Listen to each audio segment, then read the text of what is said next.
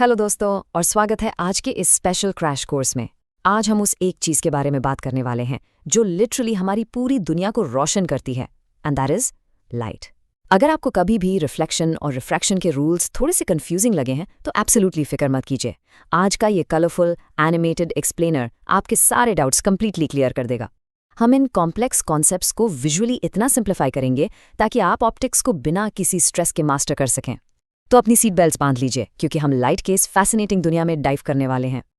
Okay, let's dive into this. आज के इस सेशन में हम क्या कवर करने वाले हैं? Well, it's a perfectly structured syllabus. पहले स्फेरिकल मिरर्स एंड यूसेस, फिर mirror formula and sign conventions, उसके बाद laws of refraction of light, then understanding spherical lenses, और आखिर में हम the power of a lens को ब्रेक डाउन करेंगे। Trust me, it's the perfect revision session. Let's start. Section 1, spherical mirrors and uses, जहां हम प्रैक्टिकली रिफ्लेक्शन के rules को बेंड होते हुए देखेंगे।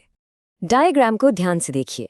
अब तक आपने अपने घरों में प्लेन मिरर्स तो देखे ही होंगे, जो एग्जैक्ट वैसे ही रिफ्लेक्ट करते हैं जैसे आप हैं। लेकिन जब सरफेस कर्व्ड हो जाती है तो रिफ्लेक्शन के रूल्स थोड़े से चेंज हो जाते हैं। ये हमारी मैथ फाउंडेशन का लिटरली सबसे जरूरी हिस्सा है। यहाँ पर 3 बहुत इंपॉर्टेंट टर्म्स हैं। पहला है ऑब्जेक्ट डिस्टेंस, जिसे मैथमेटिकली यू या डी कहते हैं। ये ऑब्जेक्ट और मिरर के पोल के बीच की एग्जैक्ट दूरी है। दूसरा है इमेज डिस्टेंस, जिसे वी या डी कहते हैं, यानी जहां पर रिफ्लेक्शन के बाद एक्चुअल इमेज फॉर्म होती है। और तीसरा, the most crucial point, focal length, जिसे एफ कहते हैं। ये वो मैजिकल पॉइंट है जहां पैरेलल लाइट रेज रिफ्लेक्ट होकर मिलती हैं। इन 3 टर्म्स को अपने दिमाग में बिल्कुल लॉक कर लीजिए। Now you might be wondering, in mirrors का रियल लाइफ में एक्चुअली क्या काम है? Well, their applications are literally everywhere. Concave mirrors powerful parallel beams of light produce करने में बहुत इफेक्टिव होते हैं और इसी वजह से इन्हें टॉर्चेस, सर्च लाइट्स और आपकी कार की हेडलाइट्स में यूज किया जाता है। इनफैक्ट डेंटिस्ट्स भी इन्हीं कॉन्केव मिरर्स का यूज करते हैं ताकि दांतों की एनलार्ज्ड इमेज डीपली देख सकें। दूसरी तरफ सोलर फर्नेसेस में मैसिव कॉन्केव मिरर्स सनलाइट को एक सिंगल पॉइंट पर कॉन्सेंट्रेट करते हैं ताकि बहुत इंटेंस हीट प्रोड्यूस हो सके। And what about convex mirrors? Well, वो आपकी कार के रियर व्यू मिरर्स में लगाए जाते हैं, लेकिन हम रियर व्यू के लिए कॉन्वेक्स ही क्यों यूज करते हैं? एनसीईआरटी सोर्स की इस एग्जैक्ट कोड को सुनिए। It explains everything.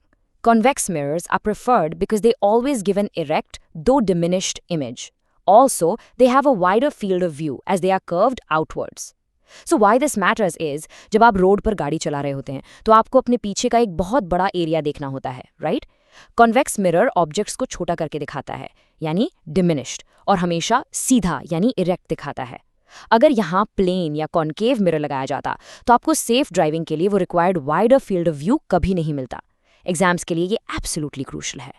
Moving on to section 2, mirror formula and sign conventions. Time to do the math, और डरने की कोई बात नहीं है। मुझे पता है फिजिक्स में न्यूमेरिकल्स देखते ही थोड़ी नर्वसनेस होती है, पर अगर हम इन सिंपल रूल्स को फॉलो करें तो सब बहुत आसान है। इसे न्यू कार्टेशियन साइन कन्वेंशन कहते हैं। सोचिए, मिरर का जो सेंटर है वो एक मैथ ग्राफ का ओरिजिन है। ऑब्जेक्ट हमेशा लेफ्ट साइड पर रखा जाता है, इसलिए ऑब्जेक्ट डिस्टेंस डू या यू हमेशा, और मेरा मतलब है हमेशा, नेगेटिव होता है, चाहे मिरर कोई भी हो। लेकिन फोकल लेंथ के केस में गेम बदल जाता है। कॉन्केव मिरर का फोकस सामने होता है, लेफ्ट में, इसलिए वो नेगेटिव है। कॉन्वेक्स मिरर का फोकस मिरर के पीछे होता है, यानी राइट साइड में, इसलिए वो पॉजिटिव है। इस कॉन्ट्रास्ट को बस याद रखिए, आपका आधा वर्क वहीं सॉल्व हो जाएगा। और अब सामने है the iconic mirror formula, 1/v + 1/u = 1/f। एक बहुत ही एलिगेंट रिलेशन जो इन 3 कोड डिस्टेंसेस को आपस में जोड़ता है। याद रखिए, जब भी आप इस फॉर्मूला में वैल्यूज प्लग इन करेंगे तो प्लस और माइनस साइंस का स्ट्रिक्टली यूज करना है। एक छोटी सी साइन मिस्टेक आपका पूरा आंसर फ्लिप कर सकती है। ये फॉर्मूला हर तरह के स्फेरिकल मिरर्स और हर एक ऑब्जेक्ट पोजीशन के लिए परफेक्टली अप्लाई होता है। अब आते हैं एक और बहुत ही सिंपल रिलेशन पर, और वो है ये नंबर 2। रेडियस ऑफ कर्वेचर यानी r फोकल लेंथ का एग्जैक्टली डबल होता है, सो r = 2f। अगर आप एग्जाम में न्यूमेरिकल सॉल्व कर रहे हैं तो एक बहुत मस्त ट्रिक याद रखिए। अगर रेडियस दिया है 20 तो फोकस को कर दो आधा, यानी 10। कई बार क्वेश्चंस थोड़े ट्रिकी होते हैं और फोकस डायरेक्टली देने के बजाय आपको रेडियस दे दिया जाता है।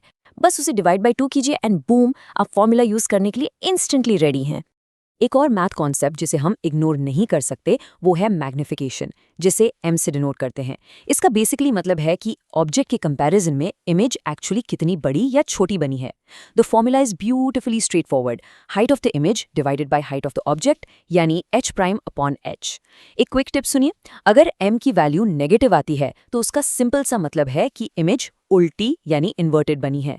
अगर पॉजिटिव आई तो इमेज एकदम सीधी यानी इरेक्ट है। Alright, let's jump to section 3, Laws of Refraction of Light. ये वो चैप्टर है जहां हम बाउंसिंग लाइट से आगे बढ़कर बेंडिंग लाइट के बारे में बात करेंगे। Now, what's really interesting here is कि लाइट एग्जैक्टली कैसे बिहेव करती है जब वो बाउंड्रीज क्रॉस करती है। जब लाइट एक ट्रांसपेरेंट मीडियम से दूसरे में ट्रैवल करती है तो वो सीधी नहीं रहती, बेंड हो जाती है। And this is perfectly captured by Snell's law. जब लाइट हवा से पानी में जाती है उसकी स्पीड चेंज होती है और वो बेंड होती है। इसको कैलकुलेट करने का लॉ है n1 sin θ 1 equals n2 sin θ 2। यहाँ जो n है ना वो है रिफ्रैक्टिव इंडेक्स, जो बताता है कि एक मीडियम दूसरे से कितना डेंसर या रेयर है, और थीटा इंसिडेंस और रिफ्रैक्शन के एंगल्स हैं। It's like a mathematical dance of light. इसे फॉर्मली कैसे डिफाइन करते हैं सुनिए, and this is exactly what you need to remember. The ratio of sine of angle of incidence to the sine of angle of refraction is a constant for the light of a given color and for the given pair of media. ये जो constant है यही refractive index है। ये actually refraction का second law है और optics की पूरी foundation इस एक brilliant ratio पर टिकी हुई है। So exactly किस तरफ bend होगी light? Let's make it easy to visualize. अगर light हवा से glass में जाती है, मीनिंग एक रेयर मीडियम से डेंसर मीडियम में, तो वो नॉर्मल की तरफ बेंड करती है। नॉर्मल एक इमेजिनरी 90 डिग्री लाइन होती है। लेकिन अगर लाइट उल्टा ट्रैवल करे, पानी से हवा में आए, डेंसर से रेयर मीडियम में, तो वो नॉर्मल से दूर भागती है। ऐसे समझिए, डेंसर मीडियम मतलब हैवी ट्रैफिक, तो लाइट नॉर्मल के पास सेफ होके चलती है, और रेयर मीडियम मतलब खाली रोड, तो लाइट खुल के नॉर्मल से दूर चली जाती है। That brings us to section 4, understanding spherical lenses. Let's focus the picture. हमने मिरर समझ लिए, अब हम ट्रांसपेरेंट मटेरियल्स पर आते हैं जो दो सर्फेसेस से बाउंड होते हैं, हमारे स्फेरिकल लेंसेज। आपके डेली चश्मे से लेकर फैंसी कैमराज और टेलीस्कोप्स तक ये लेंसेज लिटरली हर जगह हैं। मेनली दो टाइप्स होते हैं। पहला, कॉन्वेक्स लेंस। ये बीच से बाहर की तरफ बल्जिंग आउटवर्ड्स होता है। ये पासिंग लाइट रेस को एक कॉमन पॉइंट पर लाकर फोकस करता है, इसलिए इसको कन्वर्जिंग लेंस कहते हैं। दूसरा है कनकेव लेंस। ये बीच से अंदर की तरफ दबा हुआ बल्जिंग इनवर्ड्स होता है। ये पासिंग लाइट रेस को फैला देता है, इसलिए इसको डाइवर्जिंग लेंस कहा जाता है। इनकी फिजिकल शेप डायरेक्टली इनके काम को एक्सप्लेन करती है, और ये ब्रिलियंटली इलस्ट्रेट करता है कि लेंसेज के अंदर का बेसिक एनाटॉमी क्या होता है। लेंस के बिल्कुल डेड सेंटर पॉइंट को हम ऑप्टिकल सेंटर कहते हैं और इसे O से डिनोट करते हैं। फिर एक इमेजिनरी स्ट्रेट लाइन होती है जो इस ऑप्टिकल सेंटर और दोनों स्फीयर्स के सेंटर्स ऑफ कर्वेचर को कनेक्ट करती है। इसे प्रिंसिपल एक्सिस कहते हैं। जस्ट लाइक मिरर्स में हम पोल यूज करते थे, लेंसेज में ये ऑप्टिकल सेंटर सारे मेजरमेंट्स का रेफरेंस पॉइंट होता है। सब कुछ यहीं से नापा जाता है। Final section, number 5, power of a lens. Let's talk about measuring that convergence. Okay, हमने ये तो डिस्कस कर लिया कि लेंस लाइट को बेंड करता है, राइट? पर इस एबिलिटी को एक्चुअली नापते कैसे हैं? लाइक अगर मैं कहूँ मेरे चश्मे का नंबर -2 है, तो उसका टेक्निकली क्या मतलब है? वेल, यही होती है लेंस की power. Power of a lens is simply defined as the reciprocal of its focal length, P equals 1/f. इसका लॉजिक बिल्कुल डायरेक्ट है। जिस लेंस की फोकल लेंथ जितनी छोटी होगी, वो लाइट रेज को उतने ही ज्यादा शार्पली बेंड करेगा। Meaning, shorter focal length literally means more power. Lens light को कितनी अग्रेसिवली कन्वर्ज या डाइवर्ज कर सकता है, यही उसकी असल पावर है। एग्जाम के लिए ये 3 रैपिड फायर की फैक्ट्स एब्सोल्युटली ध्यान में रखिए। पहला, पावर की एसआई यूनिट डायोप्टर होती है, written with the capital D। दूसरा, 1 डायोप्टर एग्जैक्टली उस लेंस की पावर है जिसकी फोकल लेंथ एग्जैक्टली 1 मीटर होती है। प्रो टिप, अगर क्वेश्चन में फोकस सेंटीमीटर में है तो first convert it into metres. और तीसरा सबसे एसेंशियल पॉइंट, कॉनकेव लेंस की पावर हमेशा ऑलवेज नेगेटिव होती है। तो अगली बार अगर कोई कहे उनका चश्मा नेगेटिव पावर का है, तो इंस्टेंटली समझ जाइए कि उन्होंने टेक्निकली एक कॉनकेव लेंस पहना हुआ है। तो दोस्तों, आज हमने रिफ्लेक्शन के आईने में थरली झांका, रिफ्रैक्शन के रूल्स को स्मूथली नेविगेट किया और आखिर में लेंसेज की पावर को डीपली मेजर किया। तो क्या आप लाइट के इन कॉन्सेप्ट्स को मास्टर करने के लिए रेडी हैं? चाहे बात मिरर फॉर्मूला अप्लाई करने की हो, स्नेल्स लॉ को डिफाइन करने की या फिर किसी ट्रिकी न्यूमेरिकल में डायोप्टर कैलकुलेट करने की, अब आपके पास किसी भी प्रॉब्लम को बिल्कुल तोड़ने के रिक्वायर्ड टूल्स आ गए हैं।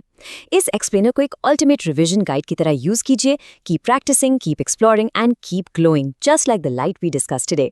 सी यू नेक्स्ट टाइम।